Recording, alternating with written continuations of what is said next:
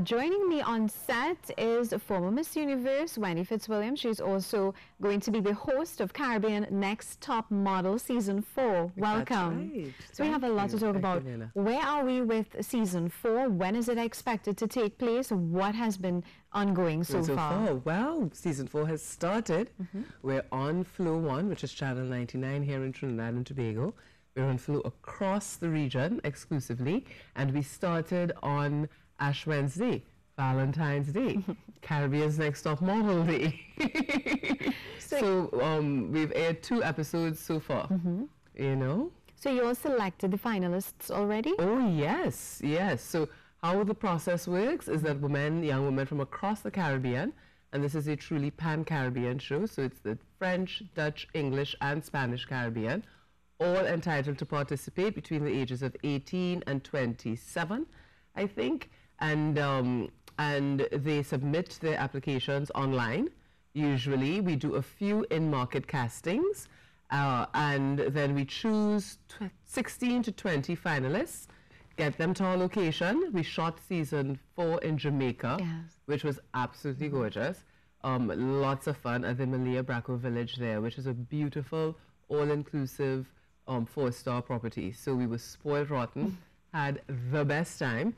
And we're now airing that hard work, which was, as I said, lots of fun, but tough. Our girls brought it this year.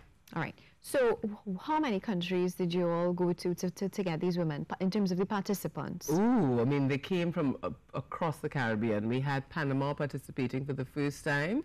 Of course, Trinidad and Tobago, Grenada, Antigua, Bahamas, Jamaica, Aruba,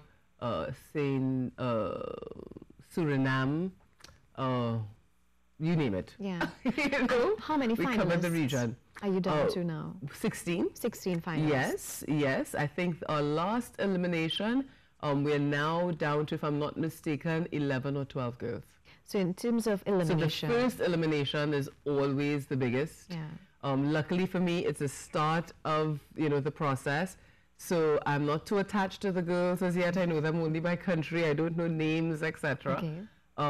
So the first elimination is tough on our young women, on our participants, but not so tough on the judges because we don't know the young ladies as well. It's a very objective process in terms of, the young women we think have the potential to cut it in the fashion and beauty industry. It's very difficult on the girls though, because they show up, they're very excited, and then literally in one shot, sometimes 4 to 8 of them disappear. All right. In one of your interviews, I heard you say something about a destination series or destination marketing. In terms of the purpose of this Caribbean Next Top Model, what is your vision for it? Ooh, well, of course, the show is about primarily providing great entertainment by us, created by us, about us. The Caribbean enjoys such goodwill globally, yet we are constantly being defined by everybody else, if you know what I mean. And then our language barrier has been exactly that for a very long time. We see, different cultures in that regard, the different cultures that comprise the Caribbean as an asset, which we allow to feature heavily in this show. The show is all about creating a young woman who can move product and services. That's what a model is. And as I said, this year Panama participated for the first time. And they, being Panama, being a little bit more aggressive in terms of beauty and fashion, because the market there is a little bit bigger than many of the other territories within the Caribbean. Those girls were fierce. And as a result, my girls stepped up. All of a sudden, my shy Grenadians were no longer shy. They were giving the Trinis, the Jamaicans, a stiff run for their money. And that's a good thing, So in terms of creating a young woman who will work in this industry, featuring our designers from across the region, whether it's accessories, fashion, shoes, you name it. We have it all here. A couple of seasons ago, we featured very heavily designer, relatively well-known in Puerto Rico, but not to the rest of us. Sonia Santiago. This season we worked with a host of fabulous Jamaican designers, a lot of great talent.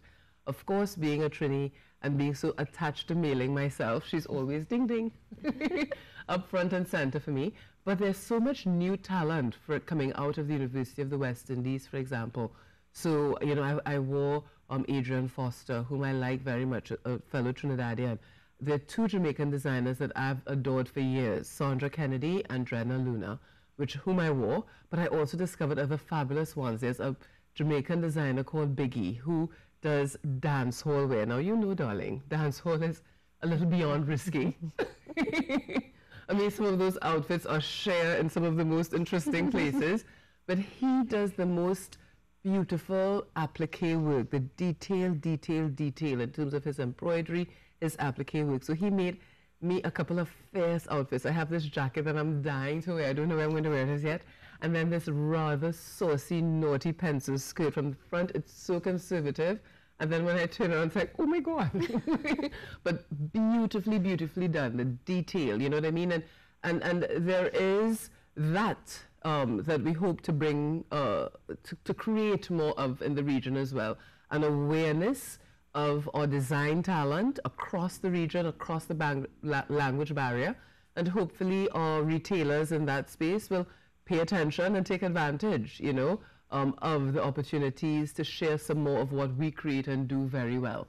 And of course, it's TV, it's great entertainment. So it's pushing us out, not only to us, but beyond the region. We are broadcasting on the African continent as well, season 4.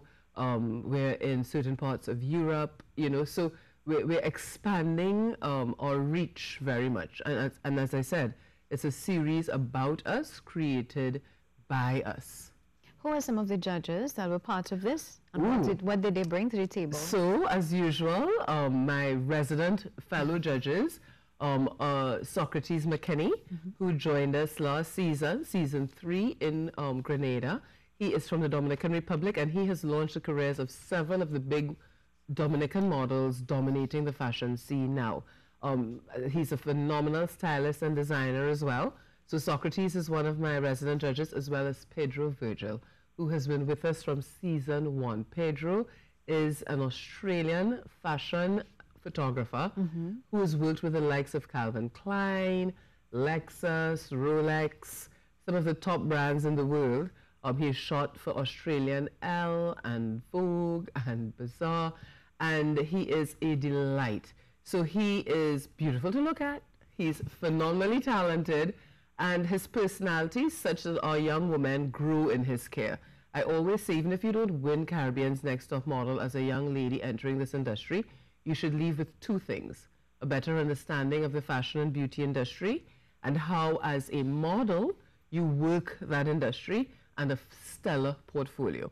And then we had several guest judges and design and talent. So we opened the season with Dr. Rosie Ingleton.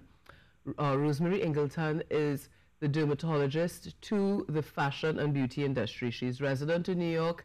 All of the IMG models, which are the big girls, you know, the Haddad sisters, Giselle Bundchen, all of them passed through Rosie's hands.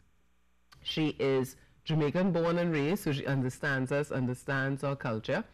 And she did a lovely segment with our girls on maintaining their skin from the inside out. It's not just about great product. You can put all the great product on your face in the world, but if you don't take care of you from the inside out, you're not going to cut it as a model. Because yes, we have Photoshop, but Photoshopping is very expensive. So unless you are a Rihanna, and that face and heavily tattooed body will move insane amount of product to make back the $500,000 they spent photoshopping away the tattoos in nanoseconds, then you better come with beautiful, clean skin. So we opened the show with that, you know, and then we had a couple of photographers, Mark Batiste, who is American Haitian, of Haitian roots, phenomenal fashion photographer, amazing, but crazy. His shoot you'll see coming up soon in one of our episodes to come. Unbelievable, chaotic and mad, but produced insane beauty. What is the role of the successful person or the Caribbean Next Top Model? So the young lady who wins Caribbean's Next Top Model wins a real opportunity in the fashion industry.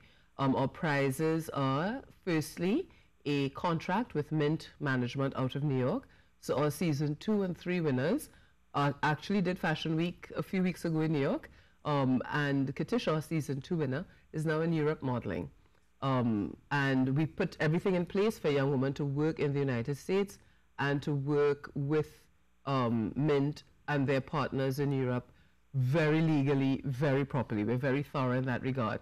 Our winner also receives 25,000 US dollars cash. If she's a smart young woman, she's going to use it to build her career in the industry as she lives in New York City. Of course, Flow being our broadcast partner, and they've been phenomenal. As a company, Flow has been amazing throughout this process in terms of helping us develop this show. Our winner also wins a smartphone from Flow and a package, because there's no use having a fabulous phone if you can't use it. So that's one of her prizes as well. Our winner also wins a cover and editorial spread with She Caribbean magazine. Again, very important in terms of building your portfolio and building your visibility across the region. Caribbean Airlines also gives our winner a couple of fabulous tickets, first-class tickets to any one of their destinations. They've come on board as a partner, and what a wonderful partner Cal has been to us. So our girl is well poised once she wins this competition for her entry into the fashion industry. You were describing the prizes, and I just had to look to see what were the age requirements, and then I got disappointed again. What is the criteria in terms of a young lady wanting to be part of this? So this is the best time, I think, for the fashion and beauty industry globally, meaning that there is no one look that is popular now. Okay. If you look at any fashion magazine and the top ones, whether it's She Caribbean, Vogue, Bazaar, you name it, you open those magazines, on the cover of those magazines, there are black women of all hues, Indian women, Asian women, Chinese, Japanese, Sri Lankan, you name it. White women, all shapes and sizes. So yes, a tall, lean girl is still preferred for runway work. Excuse me, grabbing from a carnival coat. But this is a great time to be a model because the looks are so varied. You know, there was a time when plus-size models only worked in a particular market. So and only model, to... correct. Yeah. And only model, you know, brands that created clothing for only larger women. Now plus-size models are working for everybody. You know, Ashley Graham is a huge model, period. You know, and she's, I think, fluctuates between size 12 and 14. That's huge, you know what I mean? Yeah. And the industry is so wide. It's not just fashion. It's sports apparel, which is a massive industry and has taken on a life of its own. So, you know, commercial work pays phenomenally well. You know, catalog work still pays phenomenally well. So there are so many opportunities in this space. And we do, I think, a decent job of featuring young women across the board. I maintain that being healthy is the #1 priority. Starving yourself to death will not make you Caribbean's next top model. But being healthy certainly will. You know? Closing comments, where can people apply? So, to become a part of season 5 of the show and beyond, follow us on any social media at Caribe NTM. That's CARIBE-NTM on Instagram, Twitter, Facebook, of course, and via our website, CaribbeansNextTopModel.com. And look out for our postings. We'll let you know when registration opens up again, which will be soon. And you need a headshot of yourself. It doesn't have to be a professionally done shot, just a clean, beautiful shot featuring you, a headshot, and a full body shot. I always prefer simple and clean, either a white or black vest or tank top and jeans, because I need to see you. We'd like to thank you so much for coming on our show to talk about this very exciting stuff. Thanks you so much for having me, as usual. Well, we've been chatting with former Miss Universe and franchise holder, Wendy Fitzwilliams.